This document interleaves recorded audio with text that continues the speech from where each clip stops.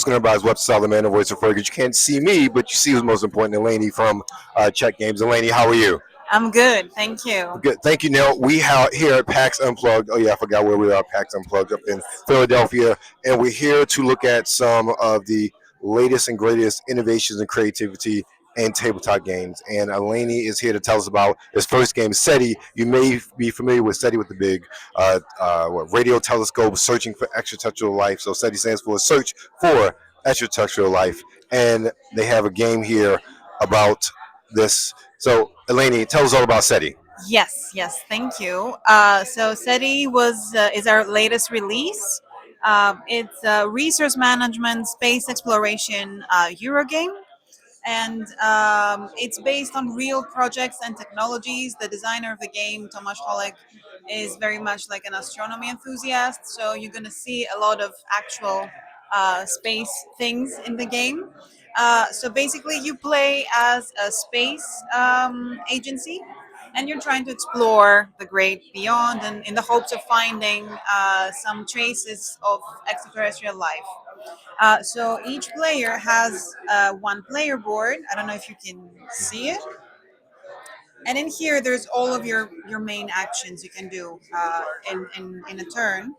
And for example, you can launch probes. So you would take one of these probes and launch them where Earth is. And from there, the idea is that you want to move them eventually to other planets. So there you can land on them. You can do this other action of landing on them or orbiting. Or if you get a right upgrade, you can land on the moons and you get a lot of different stuff. And the main thing you can get from the planets is this yellow alien life trace, which is one of the three traces you want to discover in order to uncover like the alien life forms that are in the game.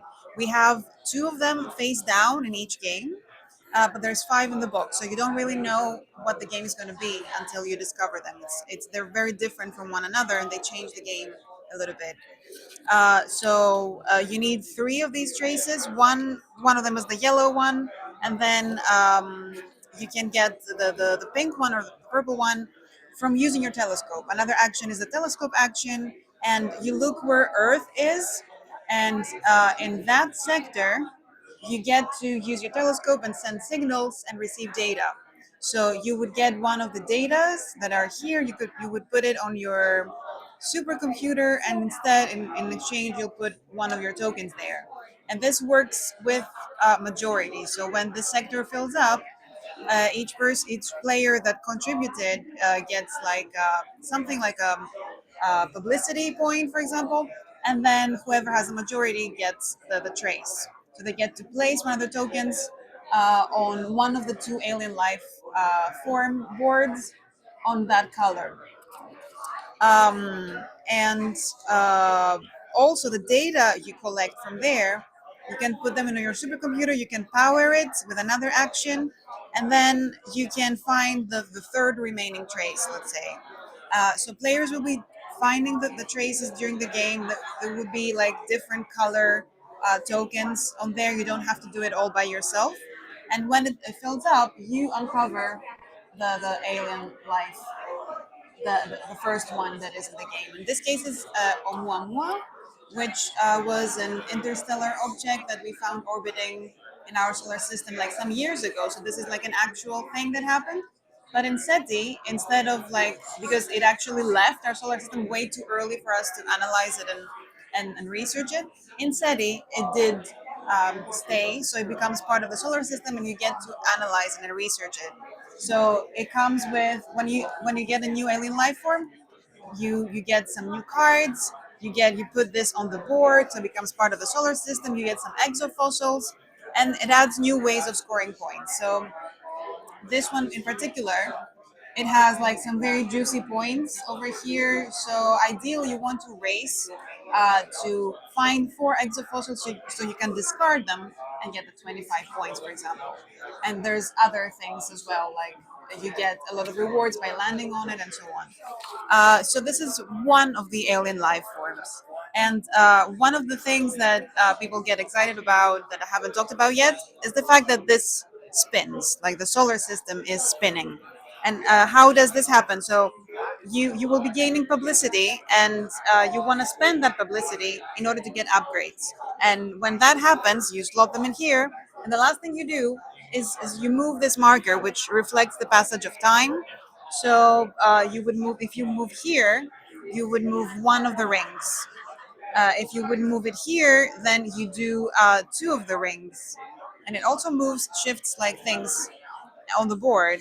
And then the third one would be everything together. So you see, like, everything is relative, the positions are relative, and they change all the time. So you need to find the optimal launch windows for your probes in order to be able to do what you're planning to do, like landing on planets. We have some multi-use cards over here that also send you on several missions across like different planets. um yeah, so the cards are really powerful because you can either use them for the main effect, you can either discard them for some effects, like one-time effects, or you can use them, you can slot them in your income card, and then in the next rounds you get like extra energy, for example. So there's many ways to use those cards.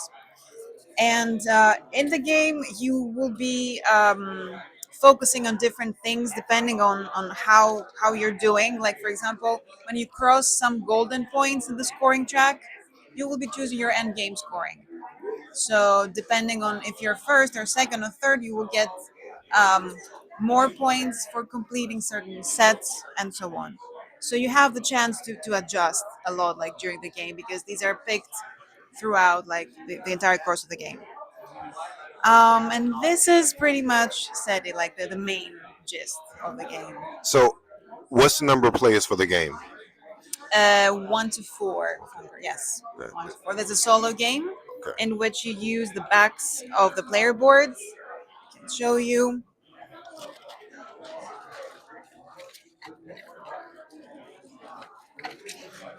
So yeah, the backs. Here you have different levels, as you see here. So you complete different levels of difficulty using the player boards. But yeah, that's a solo play, and it has like extra cards and extra tokens and so on. But I think the game shines maybe with 3 or 4 players. Okay. And is this available now? You can buy it here at PAX. Okay. You can order it from several shops depending on where you are. Okay. It's already on retail, but I think in the US probably hasn't come yet. It will Okay. be available in a couple of weeks, Okay. I think. Okay. And But in EU, in Europe, it's already out in most places. okay. And what's the retail price? I think it's 70. Okay. Yeah, that's Yeah, feasible. I mean, it's it's a lot here. reasonable. Yeah, It's a lot it's here. actually our densest game and our most heavy game. In terms of, like, we had to make the cardboard thicker so that Yes. everything fits and sticks in there.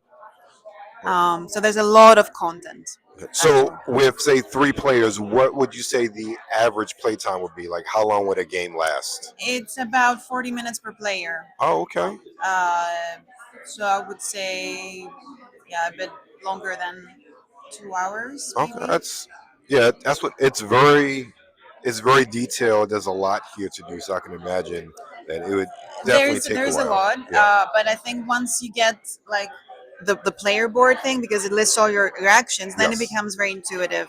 And yeah, you have to experiment a little bit with what you can do in your first plays. You're gonna have to figure things out, but then I think it becomes like really it's intuitive. Yeah, it seems like a game that the more you play it, like you just discover a whole lot of different things. Like no playthrough is ever the same. It seems like, Exactly, yeah. exactly. Because you will be focusing on different things in each game, and then the aliens are gonna be different. So it's a different mix of things every time. All right. Okay. Thank you, Lena. I know we have another game here that Yes, you wanted to check out. Let's check that out. yes. Okay. All right. So we've moved from the search for extraterrestrial life to alchemy with Little Alchemist. Tell us about Little Alchemist. Yes. So Little Alchemist is also this year released for us. Like, it's our family game of deduction and potion making. So I don't know if you're familiar with the original Alchemist we released 10 years ago, but that was the same designer, and it was a little bit com- complex, like for families and kids. It's a proper Euro, and the designer Matusz Kodry has a daughter, and his daughter wanted to know like what is like Alchemists about, so he Right. made a simplified version for her that worked so well that CG decided to publish it actually. So basically, in the Little Alchemist, you play as kids, mixing ingredients and making potions. It's a game of deduction where you use an app to see what happens if you mix some ingredients. So let me show you how this works. I don't know if it's visible, but yeah, you choose make a potion, and then you scan the ingredients, and the app tells you what kind of potion you Oh, made. nice. Yes. So you would grab a red potion and you would put it in the intersection of these two ingredients. So it would be over here, and then slowly you will be able to deduce their, their properties. And that is the simplest level, the level one. But in the game, you will be unlocking several chapters or levels. It goes up to level seven. So by the end of the level seven, it becomes like a mid-weight family game, the same weight of, let's say, Ticket to Ride. So it's a game that the entire family can play together. But it's in each chapter that you can play as many times as you want, because it's not the same. It's not the same results in each potion. You can redo it until you're comfortable to go to the next level, and that adds a little bit more complexity to the game. So the third level, the second level, for example, you will be able to start writing theories like, Hmm. if I mix this and this, it makes this and that, like all of the times. And then some pets are added to the game. There's some other elements.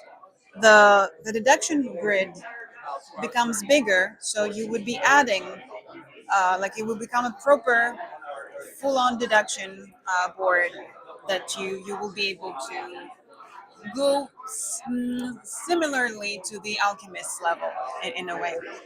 So it's a game that I think grows together with the kids, so you Right. can keep playing this game like for years actually, Yeah. and it would be a different game Right. Yeah, that's every what I was time. thinking as well. It's definitely something that's from 5 to 105. Something that definitely grows with you. I can see that definitely. Yes, actually, seven is the first sort of Okay. age we suggest you play it, but some kids can play from six, or yeah, it depends. But yeah, 14-year-olds also can play it and like have a good time. Because it, you can choose the level you're comfortable with. Right. Yeah, so this is Little Alchemists. Okay. Thank you, Eleni. Now, Eleni, how much does Little Alchemist retail for? It's 50, Okay. as far as I know. And where is this available? Is it available in the States yet, I or? think it's available everywhere right Okay. now. Yes, if I'm not mistaken. I'm not Okay. sure. But Okay. it's already out. It's been out since Gen Con, so Okay. it should be everywhere. Okay. And where can everybody find out about more about Czech Games Edition? Well, we have a site, checkgames.com. We have a shop that you can buy all of our games. We have two different shops, one in the for Europe and one for US. So depending on where you live, you can check. And you can follow us on our YouTube channel, Check Games Edition, where I make videos about everything we do. There's not only stuff about our games, but we also share like our process on how we make games. So you can see like we go to the factory and show exactly the process of making games. We talk with designers about how they design games, and it's like sharing the behind the scenes and everything. Thank you. Thank you, Eleni. Appreciate it. It's Webster Style. We're here at PAX Unplugged. Stay tuned for more. We'll catch you later. We out.